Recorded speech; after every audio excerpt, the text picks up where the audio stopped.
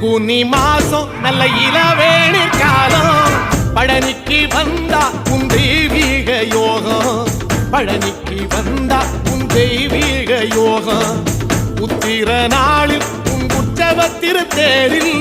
சிங்காரமாக உன் அலங்காரம் கண்டே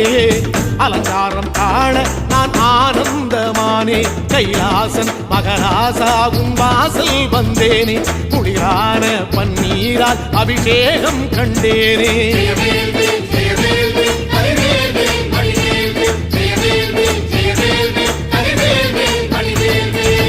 தென்பழனி தேடி உன் தென்பழனி தேடி